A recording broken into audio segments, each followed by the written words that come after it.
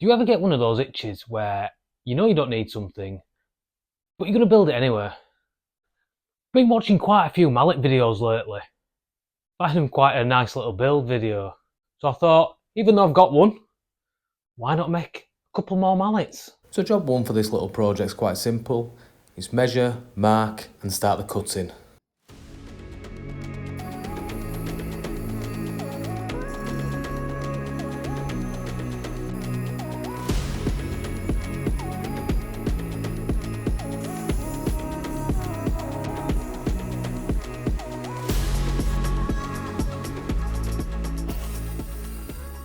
So now that we've got all the pieces that we want, it's quite simple. I'm going to glue them together with a contrasting one in the middle.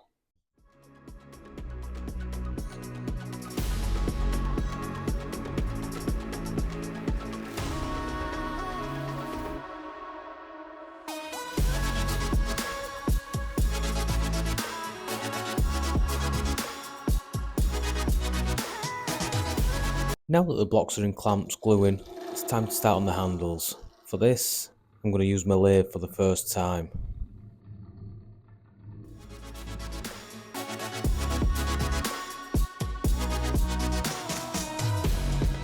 Right, there we go, we're down to about final thickness now.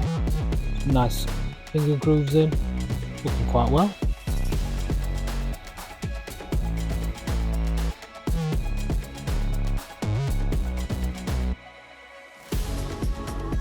Just a quick update, we have a couple of mallet heads drying and we have two handles made and ready to go, all with finger holes. Now that I've got my blocks out at clamps, I'm going to look at cutting them down and shaping them. I'm going to go with table saw because I've got a blade on it that's got more teeth, gives a finer cut than my mitre saw. That's a little bit of a butcher, is that thing. I'm going to use my mitre gauge and a clamp just to hold it because it's a little bit small and fire it through to about a 7 or 8 degree angle. After a couple of goes through the table saw, I'm left with two heads. One that's slightly more refined with some angles and another one that's squarer, a little bit more bulky, but I like them both in their own ways. Now certainly for this bigger one, we're going to have to look at doing something a little bit more fancy just to take your eye off how big and square it is. Time for a quick sand now. We've got some 120 and a little bit of light filling to do. Attaching the mallet head to the handle should be quite easy in theory.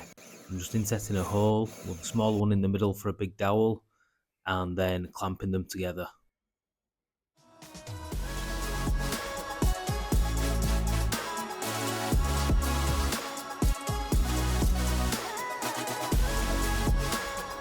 It's fast becoming one of my favourite things, but layering a little bit of detail onto something doesn't half change the look of it. I'm pleased with that. Look how that's turned out. And a little one on the back, just in case you're confused which one's the big one and which one's the small one. So it's time for some finish. I really shouldn't on this project, but I like them that much I'm going to roll out the big guns. A little bit of Odie's oil. Normally don't waste this on garage projects, but on this occasion I'm going to make an exception.